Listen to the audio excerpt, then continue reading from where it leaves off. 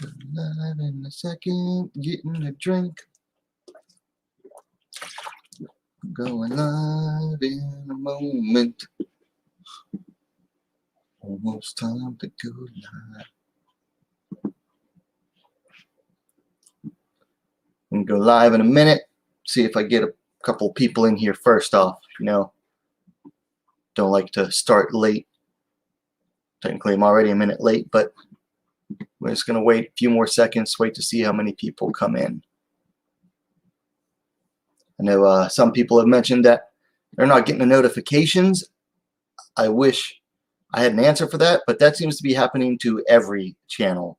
So, all right, we got somebody in here, so we're going to go ahead and go live. All right, welcome back to WMMA Now with your host, Chuck Stevenson, and welcome to episode 100, big 100 of the WMMA Scene Report, regular show where we go over everything going on within the world of women's mixed martial arts. Fight reviews, fight previews, rankings, updates, news, you name it, we're going to talk about it tonight. As a special thing for episode 100, we're going to talk about old school versus new school. We're going to talk about, ways that the women's divisions have changed over the years. But first, let's start where we always start, and we've got a lot to talk about tonight, both in results and previews. So we're going to get right into it. Let's talk fight results. First off, at PFL, whichever one this was, 2021, number 4 regular season. At women's lightweight, Clarissa Shields defeated Brittany Elkin via TKO due to ground and pound, minute 44 seconds of the third round. Shields climbed to 1-0. Elkin fell to 3-7. Already talked about this one, but, Elkin dominated the first 2 rounds and then basically ran out of steam and lost in the third. That's why she's 3-7. Then we move on to Bellator, number 260, Lima versus Amosov, one ladies bout in the featherweight division. Marina Maknetkina defeated Amanda Bell via decision. Maknetkina climbed to 5-2. Bell fell to 7-8. I was a little surprised by this. I thought that if it went past the first round, it would have been more in favor of Amanda Bell, but Maknetkina came through and got her first decision win. All of her previous wins came by first round submission, I believe. Then we move down to Sinaloa, Mexico for Icon number 7. Multiple fights on this card. First up, at a catchweight, Claudia Zamora defeated Denise Soto via submission due to rear naked choke, minute 49 seconds of the second round. Zamora climbed to 3-1. Soto fell to 1-1. And then Rosalind Chavira defeated Sofia Salakar via submission due to rear naked choke, 3 minutes, 19 seconds of the first round. That was at flyweight. Then at featherweight, Ramona Pascual defeated Guadalupe Cressida Guzman via submission due to key lock armbar, 2 minutes, 50 seconds of the first round. Pascual climbed to 5-2. Guzman fell to 0-1. And then in the main event, the other half of the boxing crossover this weekend, Amanda Serrano defeated Valentina Garcia via submission due to guillotine choke, minute of the first round. Serrano climbed to 2-0-1. Garcia fell to 0-1. A little bit disappointed with the matchmaking here by Icon in this one. This is Serrano's third fight, and this is actually her weakest opponent, at least on paper, and in reality as well. They gave her like a 19-year-old debutante. Hopefully next time she fights in MMA, she gets a little bit better opponent. Then on Friday, we move to the Invicta on Access TV, the Phoenix tournament, the atom weights. The first quarterfinal bout saw Jessica Del Boni defeating Tabitha Watkins via unanimous decision after 5 minutes. Next quarterfinal bout, Lindsey Van Zant on the left defeated Katie Perez via submission due to armbar, 3 minutes, 10 seconds of the only round. Then in the third quarterfinal bout, Linda Mahalik defeated Jillian DeCourcy via split decision to move on to the semifinals. Linda Mahalik there on the right. And then in the fourth and final quarterfinal bout of the evening, Marissa Messer-Belencia on the right-hand side there defeated Paulina Granados via split decision as well to move on to the semifinals. Then in the tournament reserve bout of the evening, Samantha Seff on the right-hand side there defeated Kara Wisłowski via split decision, and honestly, the only boring fight of the evening. I thought all the other fights were pretty good and entertaining. This fight was boring just because Seth just wanted to take her down and try to hold her there. Sarah Seff did not win a fan of me that night. Then in the first of the semifinal bouts, Lindsay Van Zandt on the right-hand side there defeated Linda Mahalik via decision. Then in the other semifinal bout, Jessica Del Boni on the left-hand side there defeated Marissa Messer-Belencia via unanimous decision. So then the fighters took a break, and in the final of the tournament for the evening, single night tournament, and the only bout that counted on official records, Jessica Del Boni on your right-hand side there defeated Lindsay Van Zandt via unanimous decision after 3 rounds. Del Boni climbed to 11-3. Van Zandt fell to 7-5. Not a bad fight there. Just Van Zandt just couldn't deal with the forward pressure of Del Boni. Then moving on to Saturday, ARC number 5. Yoo Jun Kim on the right-hand side there defeated Hyunju Baek via decision. Kim climbed to 1-1. Baek fell to 0-6. She must really like fighting if she keeps going after 5 losses and goes on to number 6. Either that or she just doesn't want to give up on herself. I don't know. Then over in Russia, Open FC number 5 had the first round of their, women's strawweight tournament. In the first bout, on the left-hand side there, Victoria Dudakova on the right-hand side defeated Ksenia Lachkova via TKO due to doctor stoppage at the end of the first round. I think that was a bad call because it was an illegal knee to a grounded opponent that caused the cut. But I guess the referee missed it. I don't know. But I know in the U.S., if they would have seen that, then it would have gotten called the other way for Lachkova.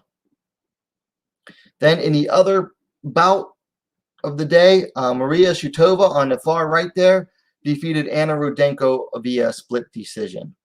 So Dudakova and Shutova will meet in the finals. It's only a 4-woman tournament. I think the winner will be declared the Open FC strawweight champion. Then we move on to UFC 263, Adesanya versus Vettori 2. 2 ladies bouts. First up at bantamweight, Pannie Kianzad defeated Alexa Davis. Pannie Kianzad on the left-hand side there defeated Davis via unanimous decision. Kianzad climbed to 15-5. Davis fell to 20-11. Do we have anyone in the chat? Nope. And then also on the prelims at flyweight, Lauren Murphy defeated Joanne Calderwood via split decision. A very contentious split decision, I might add. Murphy climbed to 15-4. Calderwood fell to 15-6. A lot of people saw that going Calderwood's way. To me, it didn't really matter either way, honestly. So that is it for the weekend review. So let's move on into the news. By the way, to the viewers, the chat is open. If you have any opinions or gripes or anything you want to say, the chat is open. Welcome, Judy V. She says to her, it was JoJo Win. I think a lot of people shared that sentiment. Oh, by the way, Judy, apparently the thing about not getting notifications, that is happening to a lot of channels. So it's not just you and it's not just my channel, because I know I don't get a lot of notifications either for different channels that I subscribe to.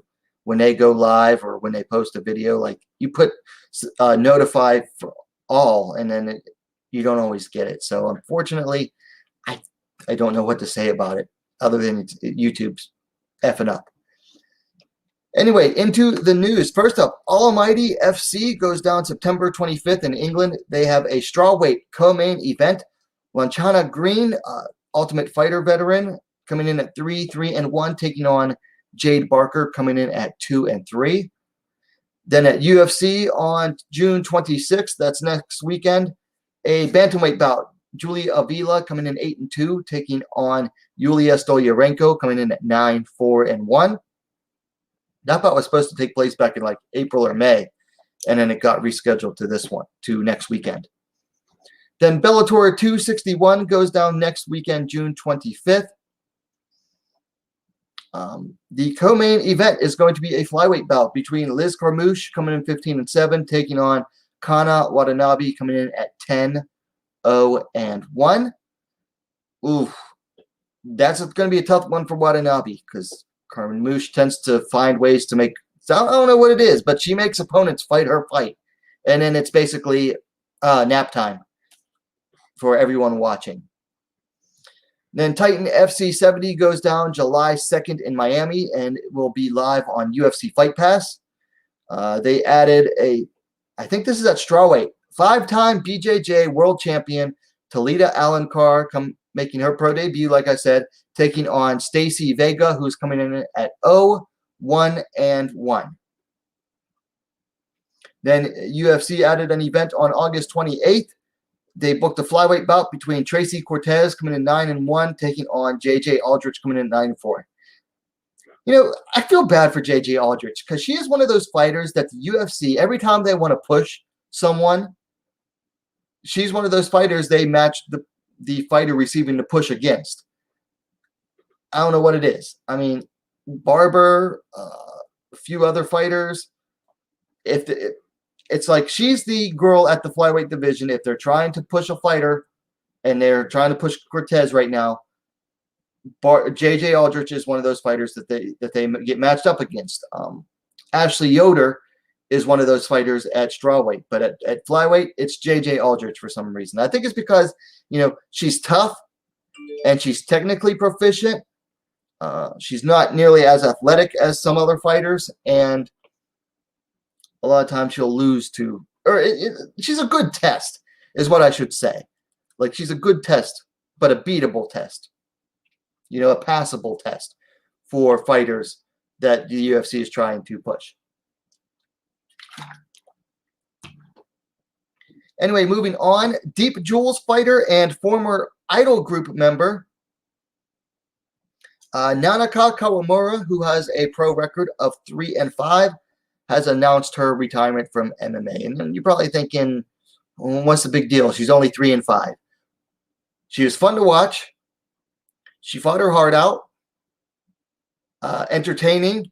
She always came in wearing her Idol Group costume, like her singing group costume. And also, this is a big hit for Deep Jewels as an all-women's promotion, because when she fought, her Idol Group, Cam and Joshi, performed. And every time Cam and Joshi performed at a Deep Jewel show, they sold out. So this could potentially really hurt Deep Jewels. Hope not, but it could. Anyway, moving on. UFC 266 goes down at September 25th at a venue to be announced. They added a flyweight bout. Jessica Andrade coming in 21-9, taking on Cynthia Calvillo, coming in at 9-2-1. That should be a darn good one. Andrade is a stiff test for pretty much anybody at strawweight or flyweight. If Calvillo really wants a chance to fight for a title, Andrade is the test she's got to beat. Then UFC 265 goes down August 7th in Houston, Texas. That's the one headlined by Nunes versus Pena. They added a strawweight bout. Tisha Torres coming in 12-5, taking on Angela Hill, coming in at 13-9. So that fight was supposed to go back in like November, December, but Hill tested positive for COVID, so they had to scrap it. Torres ended up fighting Sam Hughes, And then Hill had like her fight with Amanda Hebos fall through like twice. So this fight finally getting rebooked. They haven't fought. The last time they fought was in 2015 in Mexico City, with Torres winning via unanimous decision. And then UFC has a fight night booked for July 31st. They added a bantamweight bout. Nico Montano coming in 4-3, taking on Yanan Wu, coming in at 11-4. I don't expect Montano to actually make it. Just go look at her Tapology record, and you'll see how many fights she's had booked since joining the UFC that get canceled. And that's former flyweight champion Nico Montano, by the way. And then Yanan Wu, she was originally supposed to fight Betchko Hale last year. And what was supposed to be Betch's retirement fight, Betch had to drop out due to illness or injury or something. And I guess she and the UFC have moved on from that bout. So who knows? But I don't expect that fight to actually go down as it is right now. Anyway, Luke's Fight League, number 14, is going down. I forgot to write down the date. It's in the next few weeks in Monterrey, Mexico. Airs live on UFC Fight Pass, so you should be able to find it on their schedule. The next two quarterfinal bouts of their flyweight tournament are going to go down. Andrea Vasquez making her debut against Hannah Ramos, also making her debut. And then Damara Vargas making her debut, taking on Daniela Villasmil, coming in at 1-1. Sorry if I butchered that name. So Luke's Fight League is a Mexican fight league. Right now they're still doing their strawweight tournament. The final, as soon as they schedule that, will decide their first strawweight champion. And then this flyweight tournament, once it is finished, will decide their inaugural flyweight champion. So Luke's Fight League doing good things with the ladies so far.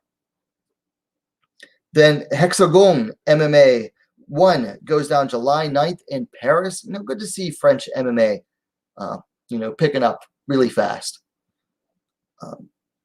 They booked 2 ladies' fights. First up, a flyweight bout between Stephanie Page coming in 5-1 and Flora Hani coming in at 3-1. Flora Hani, I believe she's fought for Invicta before. And then a strawweight bout. Former Bellator fighter Jade Durand coming in at 0-1, taking on Alice Machalkovich coming in at 0-1. And then finally, in the news, Bellator 262 goes down July 16th. They added a featherweight bout. Arlene Blenko coming in at 13-8, taking on Diana Silva coming in at 9-6. I feel bad for Diana Silva. She just made her Bellator debut, having to fight the former champion and Julia Budd. Took an L there. Now she fights former 2-time title challenge, 3-time challenge. I believe 3-time Bellator title challenger Arlene Blenko, basically number 3 in the division. It's like they must not like this girl who they just signed. I don't know. Anyway, that is it for the news. So let's talk rankings. All right, first up, let's talk UFC rankings. Bantamweight are the only updates. Pannie Kianzad moved up 1 spot to number 10, moving Lena Landsberg down to number 11. Last time I think Landsberg was pregnant. I haven't seen any updates on that yet, so we'll have to see. So Pannie Kianzad moving up 1 spot with a win. Hopefully she'll fight like a ranked fighter next, or somebody within that 11 to 8 range. Then Bellator updated their rankings as well at women's flyweight. They finally did something right. Hannah Guy moved up 1 spot from 9 to 8. And then, yes, that is the only changes in that one. And then at featherweight, Jessie Mealy moved up from 9 to 8. Marina Maknakina debuted in the rankings at number 9. Amanda Bell, who was ranked number 8, is now out of the rankings. And then I can't remember if I talked about this one last time or not. One championship, their atomweight division, they added Sahi Ham at number 5. I'm not sure. This one's frustrating to me. And this is coming as number 1 English-speaking Sahi Ham fan. Or native English-speaking Sahi Ham fan. Okay, I don't mind them putting her in the ranking. The rankings, some do, based on the fact that she hasn't yet made her debut for the promotion. But then you could also argue that putting her at number 5 is an insult, because if you call your division atomweight, she has accomplished more in the atomweight division than anybody else on this list, including the champion Angela Lee. Ham has done more as a legit atomweight than any of these girls. She has like 3-4 times the experience of Stamp Fairtex and way better wins. She's beaten Aliona Rasohina, has better wins than Mung Bo, and Zamboanga only has like 5-6 fights, and Zamboanga's best win is against Mei Yamaguchi, and Sahi Ham beat her like, I think, twice already. So if you're going to rank her at all, well, one, why rank her at all before she even fights for them? But if you're going to rank her, why at number 5? That's like ranking her when she hasn't fought in the promotion yet is an insult to the ladies that earned those ranking spots.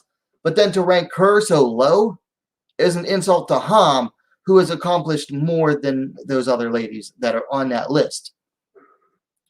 So it's just confusing to me.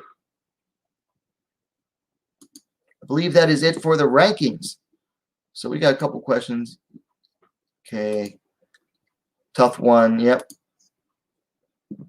And then, oh, you found it July 17th. That one's coming up fast.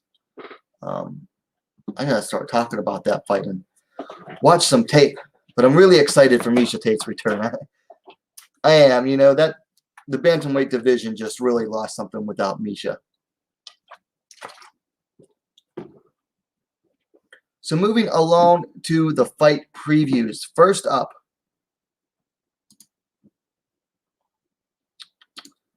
we have UAE Warriors 19 on Friday. Has 2 ladies bouts. First up at flyweight, Sofia Hadush coming in at 2-1, taking on Lena Fayyad at at 1-0. Hold on, let me enlarge these real quick here. I'm sure you'd rather look at the fighters' faces than mine. Let's see, Hadush coming in off a win over almost 2 years ago via submission. Fayyad coming off a successful pro debut a year and 10 months ago, so neither of these ladies have fought recently. Hadush the elder, 34-31 for Fayyad.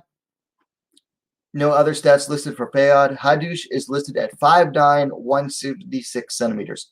That's tall for a flyweight. Very tall. I'm not familiar with either of these 2 ladies, so I'm not making a pick here. Then also at flyweight, Sabriya Sengul taking on Mona Tauhi.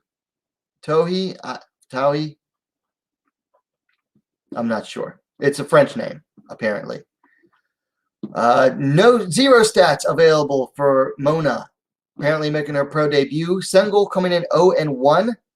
She is 32 years old, stands 5 feet 7 inches, 170 centimeters tall, and has a reach of 62 inches, 157 centimeters.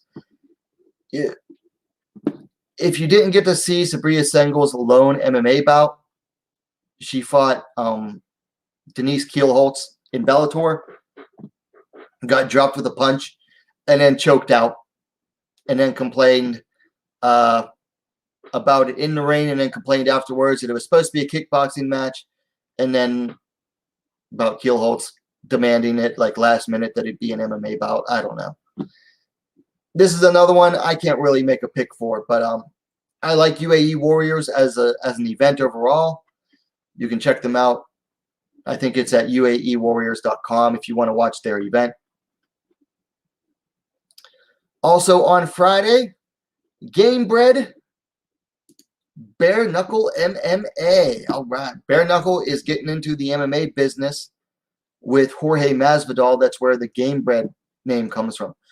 First up is a bantamweight bout between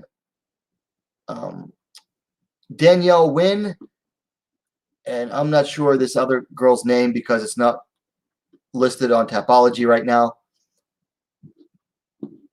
Danielle Wynn, I remember her from one of the earlier Icon events. She lost to Bella Mir. No other comment on. That's all. I can't really say much about this bout coming in. And then at strawweight, Maia Kahanaele. I guess that's how you pronounce that. Formerly Maia Stevenson, UFC veteran. She was on The Ultimate Fighter, taking on Isis Verbeek. I'm taking Verbeek to win this one, honestly. She looked very impressive in her recent 2 bouts for Icon, whereas Maia has always been like very much a journeywoman. So I'm going to take Isis Verbeek to win this one. But we'll see. So that is available. I think you have to have the BKFC app to watch this, but that's Bare Knuckle MMA. Why not? Hey, that's how it started. Apparently, these are being counted on Tapology as custom rules bouts for whatever reason. I mean, it's from what I understand, it's the same. It's regular,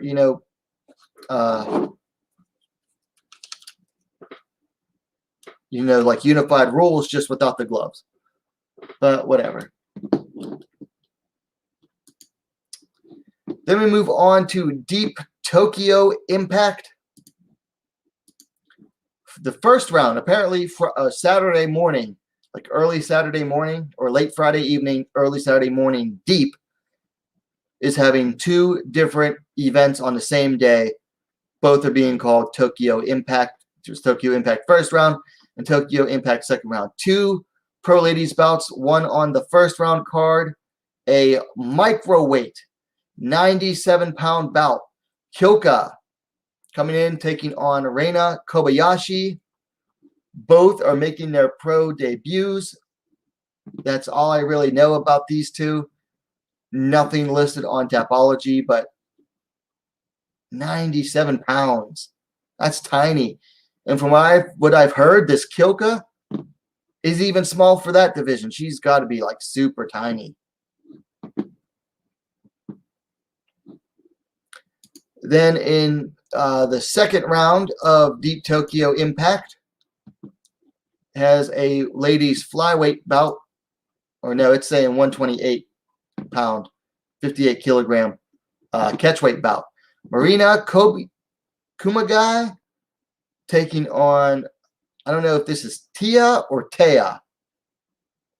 Kumagai coming in 0-2. Tia coming in at making her pro debut, but has a win in amateurs 2 months ago. Kumagai last fought Kate Lotus 5 months ago in Deep Jewels. No other stats available for Tia. Marina Kumagai is 33 years old, stands 5'9", 174 centimeters. I'm going to go with Kumagai on this one. She's actually a decent kickboxer, but MMA not so much. But I'm just going with her because she's the fighter that I'm familiar with. Also on Saturday, UAE Warriors number 20. So UAE Warriors has the event on Friday, number 19, and then Saturday is number 20. They have 1 ladies bout in the flyweight division on Saturday. Carolina Jimenez, who I believe is an Invicta veteran, or maybe Combate. No, she's an Invicta veteran, one-time Invicta veteran. Taking on Lucrezia Ria. Jimenez coming in at 6-0.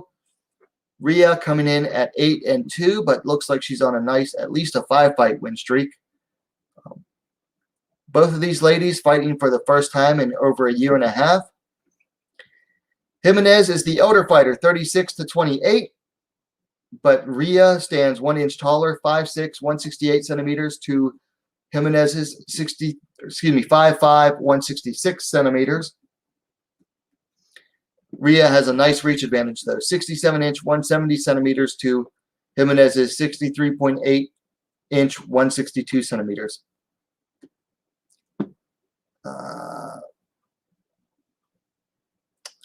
So Rhea, her last bout was actually a split decision win over Marilia Santos at Dana White's Contender Series last year, like early last year. But I'm not making a pick on this one. I can't remember watching either of these two fight. Like, I know I've watched them fight, but I can't remember. So I just don't feel comfortable enough making a pick here.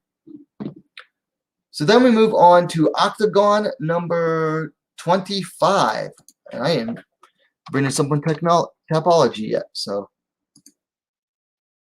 let me bring this up here real quick. Octagon 25 has 2 ladies bouts.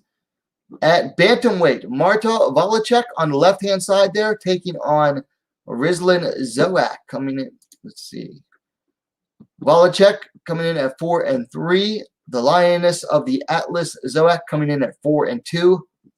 Volacek riding a 2-fight skid here. Last fought in Octagon 4 months ago, losing to Lucia Pudilova via split decision.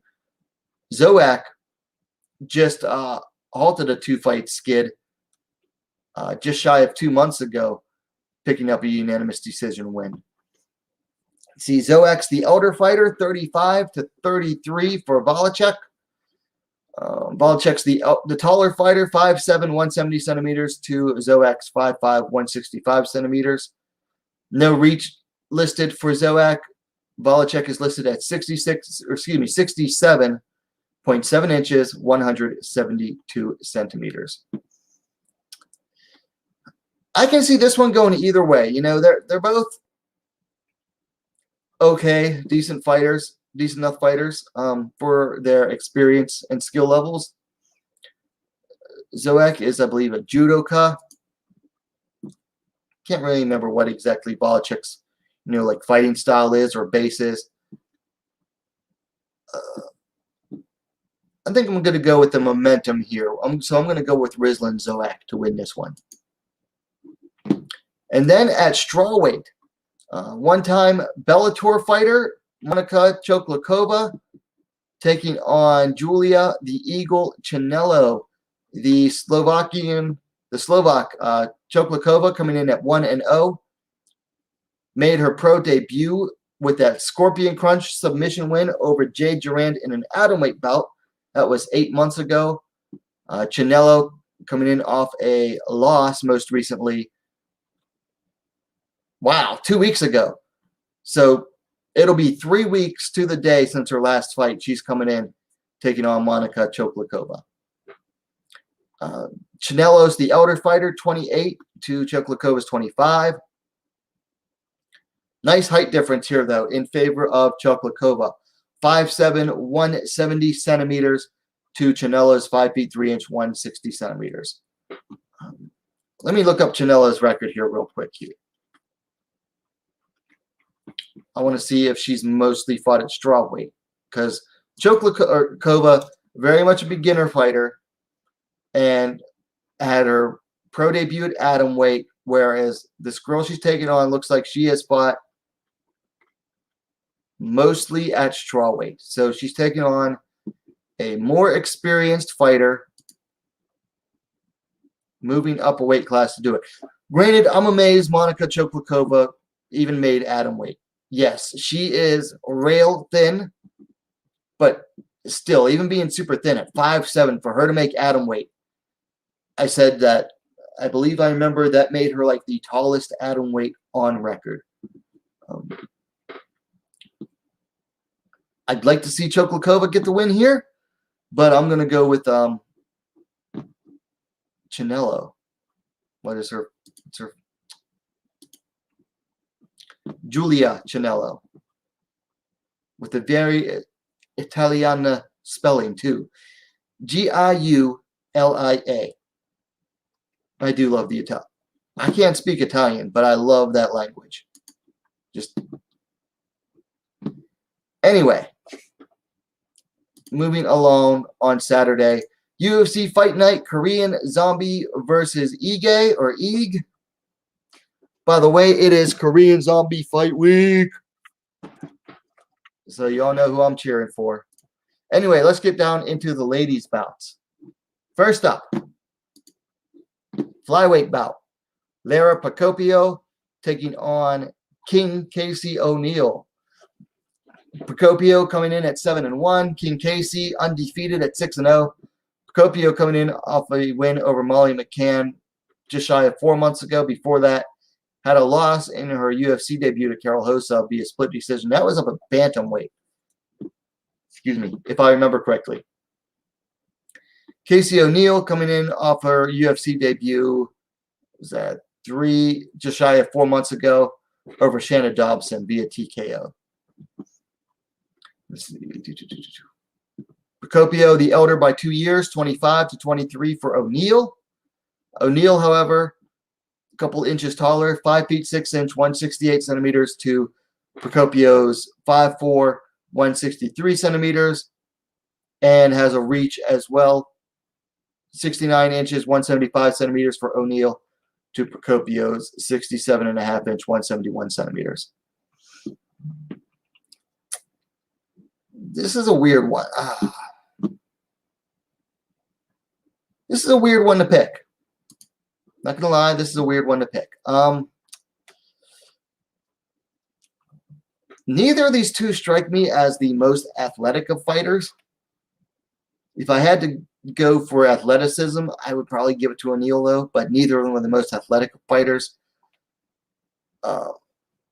Procopio going to a split with Carol Hosa up at bantamweight lends me some more faith in her. Neither of these two are the most skilled.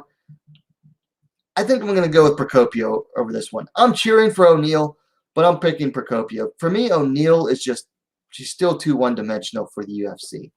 I mean, I'd like to see her do well. I caught some of her earlier fights for Eternal MMA on Fight Pass down in Australia. And she trains with a good team at Tiger Muay Thai in Thailand. But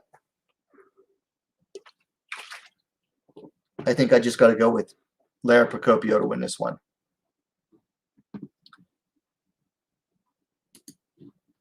Then at strawweight, a battle of two very good grapplers here. Berna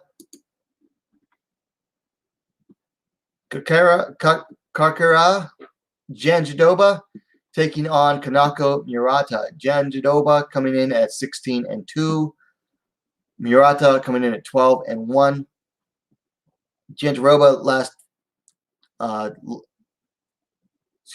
last fight lost a decision to Mackenzie Dern 6 months ago in a fight that there's a number of people that thought she could have gotten that decision. Before that was riding 2 wins into that over Mallory Martin and then Felice Herrig. Murata coming in off a successful UFC debut 6 months ago over Randa Marcos. Let's see. Janjidoba is the elder fighter, 33 to Murata's 27 years. Janjidoba will have the height advantage, 5 feet 3 inch, 160 centimeters to Murata's 5'1", 156 centimeters. And then the reach is also Janjidoba's 64 inch, 163 centimeters to Murata's 62 inch, 157 centimeters. Okay, this fight could go one of two ways I see it going. You know, you get two high-level grapplers against each other. Janjidoba is like serious BJJ credentials and a decent wrestler herself. Murata, high-level wrestler. This could end up being a very bad and boring kickboxing bout, or it could be a high-level grappling fest. I'm hoping it's more the latter because these two do very well on the ground, and I'm really excited to see whose game wins out. I think whoever gets on top position will ultimately come out on top of the ground battles, because you don't really see either of these two on their back very often. Murata, her only loss was up at flyweight to Rin Nakai, another high-level judoka. Jen Jehoba only has had trouble against, other high-level grapplers, Mackenzie Dern and Carla Esparza. So this is very hard to pick if it goes to the ground. If it stays on the feet, I'm going to favor Murata. She's training with Kieran Fitzgibbons at CSA. Not my favorite gym for fighters to come out of, but, he does know his Muay Thai, so he's a good Muay Thai coach. If it stays on the feet, it goes to Murata. If it goes to the ground, it's anyone's game. My pick, I'm going with Kanako Murata. Boom. Judy V said it pretty much simultaneously. Moving along, also starting, honestly, this Jeep Jules 33, and this is going to actually start the same, or this will start while the UFC event is still going on. Let's see. First up, the semifinals for the Atomweight Grand Prix. You have Shiyu Park coming in 5-2, taking on Saori Oshima coming in 4-2.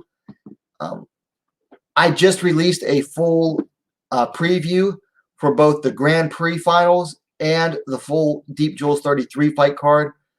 I did one yesterday, and then I released the other one just a few hours ago. So I'm gonna go through these bouts a little faster. Shiyu Park 5-2, taking on Oshima 4-2. I'm taking Shiyu Park to win via decision. Then we have the other Atomweight Grand Prix semifinal, Hikaru Ono coming in at 7-4, taking on Nisei coming in at 2-3. I'm taking Ono to win, most likely by decision. Then moving along in the fight card, we have a ladies lightweight bout. Sayaka Juicy Ishinuma making her debut, taking on Po Chan Z in her debut. This is a rematch from an amateur bout they just had a few months back, I think in like May or March. Juicy won. I'm going to take her to win again in this one. Then a strawweight bout. Choku Fujita coming in at 1-0, taking on Namako Hime Kawabata, also coming in at 1-0. I'm taking Fujita to win this one. Then we have a 51 kilogram or 112-pound catchweight bout. Excuse me. Otoa Nagao coming in at 4-3, taking on Eru Takebayashi coming in at 0-0 with 1 no contest due to her opponent missing weight and then winning. I'm taking Otoa Nagao on the left-hand side there. And then in a flyweight bout, Yukari Nabe coming in at 9-3-1, taking on Mika Arai coming in at 5-5. I'm taking the judoka Yukari Nabe to win that one. Then in the co-main event, strawweight championship, Miki Motono and Seika Izawa. Motono coming in 5-2, Izawa coming in 2-0. This is a rematch from their bout back in December. It was a non-title bout. Motono was expected to win, but Izawa came away with I believe, a unanimous decision. Let me see. Yep, unanimous decision. Pulling off a big upset. So they are rematching, and this time the title is on the line, and I'm taking the challenger, Seika Izawa, to win. And then the main event for this event will be the final for the Deep Jules Atomweight Grand Prix, and the winner will be crowned the new Deep Jules champion. That title was vacated when the former champ, Tomo Maesawa, retired last year in August. Got any comments in the chat? Park for W. Juicy is big for 155.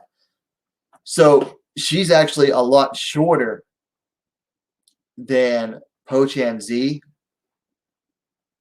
Rough, probably more rounder in the face, certainly, but I think Po-Chan Z is the bigger fighter. But a lot shorter, but probably like thicker, heavier.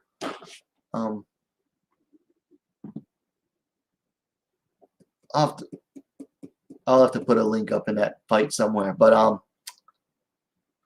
it wasn't a pretty fight. And then finally on Sunday morning, deep 101st Impact in Tokyo. It'll be like in the same venue as Deep Jewels. It's Deep and Deep Jewels, same company. I believe this is the co-main event at bantamweight. King Reina Miura taking on Yoko Higashi. King Reina coming in 12-3. Higashi coming in 5-2. Reina coming off a win in her last MMA bout a year and 3 months ago via TKO over the debuting Andre the Rocket. Higashi coming in off a unanimous decision win over Nao Murayama. I think that's Now Date. Let me check real quick. Yeah, she beat one of the Date. Yeah, she beat one of the Date girls. So both of these, neither of them are coming off. I mean, they're both coming off of wins, but neither of them are over anyone good. Let's see. Higashi, the elder fighter by 11 years, 35-24. Higashi is the taller fighter by 2 inches, 5 feet 5 inch, 165 centimeters, to King Reina's 5 feet 3 inch, 160 centimeters. So I've seen almost all of King Reina's fights. I've seen several of Higashi's fights. Higashi's nothing to write home about, but she is very tough. I mean, actually, you look at Higashi's record, and none of her wins come over fighters with winning records. Her lone loss, or her most recent loss, was against a Brazilian with a 3-1 record, and that was a year and 7 months ago. But King Reina is like, you could also say she's king of the can crushing if you're going to give her a title. I mean, a lot of her, wins are over overmatched opponents. I mean, multiple opponents making their debut. Most of her opponents were making their debut. Some of her opponents were only like 1-0. She does have a win over Shayna Baszler. She lost to Cindy Dandois, Caitlin Young, and Stephanie Egger. Make of that what you will. I got to give King Reina credit, though, and I got to post a picture up in a community post. King Reina went vegan and has lost a lot of weight. I mean, she used to look sloppy. Now she looks like basically a chubby girl who's lost a bunch of weight. Like she's not ripped or anything yet, but she looks like a girl who put the necessary work in, changed her diet, and lost a significant amount of weight. So I have no doubt that she'll make the bantamweight limit, which I think she's missed before. So no doubt that she'll make the weight. I'm picking King Reina to win here. But I just think she's more skilled fighter.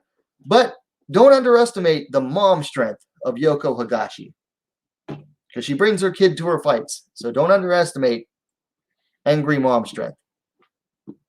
So that is it for the weekend preview. So I want to talk a little bit about old school versus new school.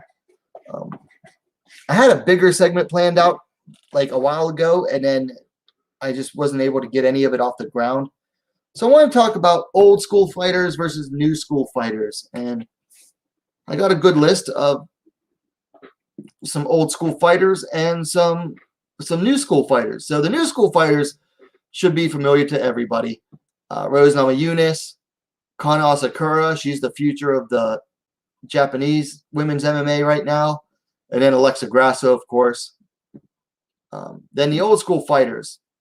Marlis Kunin should be familiar to a lot of you. Been around since the year 2000, retired a few years ago. Then Megumi Fujii, a fighter who goes underrated or unknown to a lot of people, but a pioneer of Japanese women's MMA, and like she was like 22-0 at some point, I believe. And then, of course, Julie Kedzie should at least be familiar to you. If you've never seen her fight, you should at least know her from doing the commentary for Invicta FC. So I didn't want to talk about these specific fighters, but I just wanted to give like a good contrast between, like fighters that I consider old school WMMA fighters versus the new school.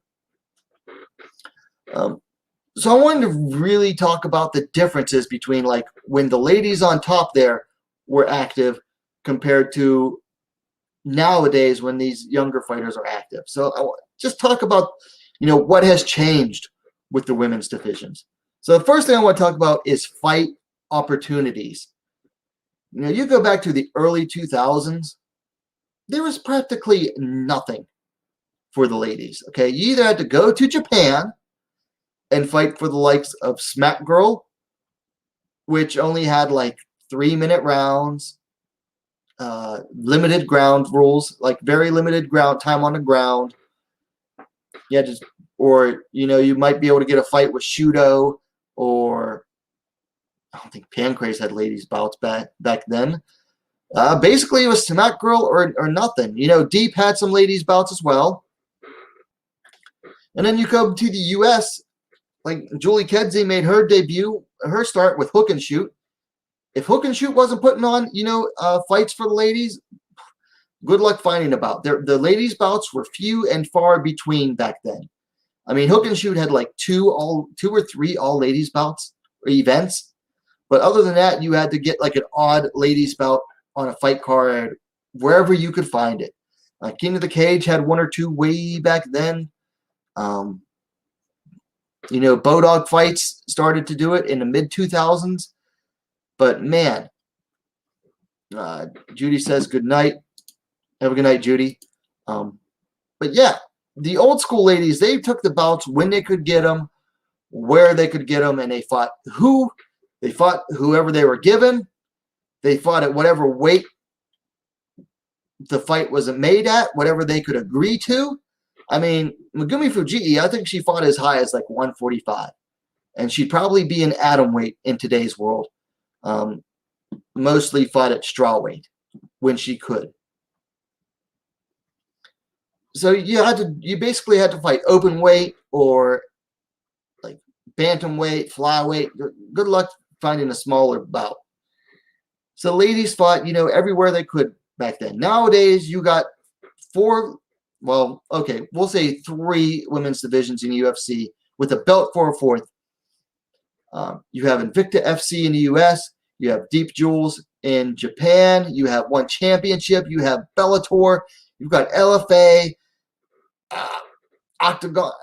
I mean, how many different events did I just go over in the results and the weekend preview tonight that now have ladies bouts? I mean, there was one all-ladies promotion back then. It was Smack Girl. Now you've got 2, plus a plethora of other promotions putting on ladies bouts. So it has come a long way since the likes of Marlis Kunin making her debut, or Megumi Fujii, or Julie Kedzie. Another thing, the overall skill level and dimensions of the fighters has come a long way. Julie Kedzie was mostly a kickboxer. Megumi Fujii, judoka, who rounded out her game with striking as well. Marlis Kunin was mostly a submission grappler. Compared to these ladies down here, Rose Namajunas, striker, grappler, kickboxer, boxing, just So many dimensions to her game. Does her wrestling need more work? Possibly. We haven't seen it in a long time. Kana Sakura, wrestling. The boxing's there. Doing a lot. Alexa Grasso, primarily known as a boxer. She's upped her kicking game. She's worked on her ground game. She's doing a lot better on the ground. So while she's still known for one certain particular dimension, she has started to round out her game a lot more.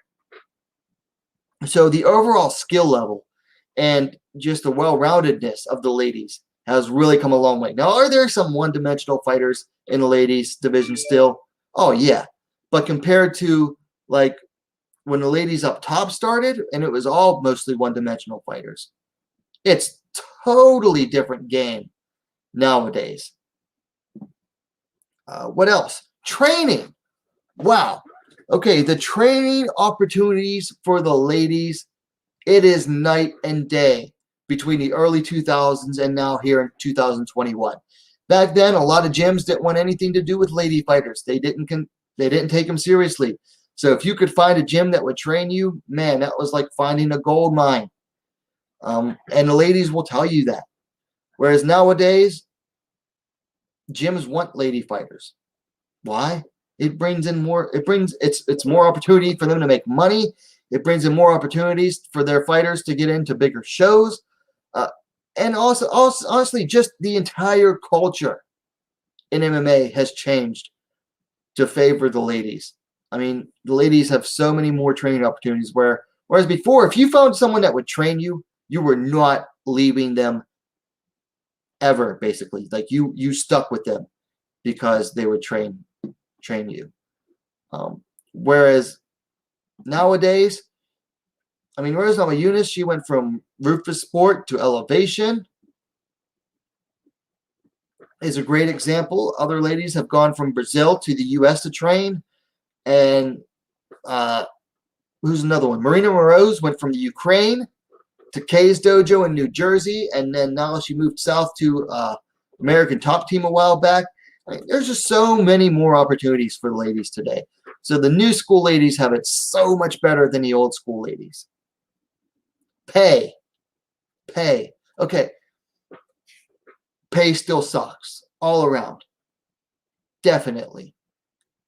But has it come a long, long way? Oh, definitely. I mean, Chris Cyborg was making $400K a fight in the UFC. She allegedly makes more in Bellator. I don't know. Imagine a female fighter making $200K in the early or $400K a fight in the early 2000s. The male fighters weren't making $200K per fight in the early 2000s. If they were like the high-end fighters back then. Okay? The pay has improved exponentially even at the lower levels. I mean, not at the lowest levels. Look, if you're fighting in regional shows and you're a full-time fighter, what? I hope you have some really good sponsors. Otherwise, you better not quit your day job.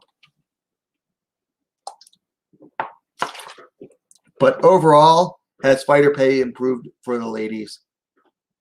Exponentially. Exponentially improved. And then finally, fighter attitudes. Overall, a big change in attitudes. Like I said, back then, these ladies would fight whoever they could, whenever they could, at what weight. Whereas today, I don't want to call these newer ladies soft, but a lot of them are smarter in the attitude towards their careers and that they will manage their careers better. They'll say, well, I'm not taking this fight on short notice because it is too high risk for me and the reward is not enough. Whereas back when like Kunin and Kedzie and Fujii fought, if they didn't take a fight, guess what? They might not get a fight at all that entire year. And then they went hungry for a year. Whereas these ladies today, if they don't want to take a fight, okay, you don't have to take this one. We'll call you in a few months. Most likely they'll get a fight in a few months. I mean, Rose Namajunas barely ever fights. She's like, how many years? Made her pro debut in what, 2013, 14? 2021. She barely has over 10 fights and doesn't take fights unless she has ample prep time. Just the entire attitude of how these ladies approach the fight game has completely changed. Whether that's for good or for bad, well, opinions vary. But the overall fighter attitudes towards MMA has changed. But, I mean, whereas before, these ladies were just happy to get a fight, these ladies are like, I'm in here, I'm going to be a champion, I'm fighting for the belt, this is a career for me. Whereas, the old school ladies, this was like something that they did almost for fun. Whereas nowadays, it's a career, and the fighters' attitudes, they treat it like a career. So just the attitudes overall have changed. So those are just 5 top categories I thought, made the difference between old school versus the new school fighters. So let's see what we got in the chat. So Judy said she'll catch the replay later. I think I already told her good night. HTG3, you look new, so welcome to the scene. Is Rin Nakai retired? So no, but here's Rin Nakai's problem. She has a hard time getting a fight. She has a hard time getting fights in Japan, and it's largely due to her husband / manager and her. Taking a fight with Rin Nakai for a fighter is a hassle. And then for a promoter to book a fight and have to deal with her is a hassle. She makes weird demands. Her manager / husband, who they both denies her husband, even though everybody knows it, it's just a hassle to deal with. Like, everything there is just, it's almost not worth it. And she demands a high price because she has a dedicated and loyal fan following. So she's not retired, but she also isn't really actively fighting, because she says she wants to fight and then acts weird and doesn't get fights because of it. So hard to say. Any other questions in the chat? Got a few people here. So if you got any questions, go ahead and speak up now.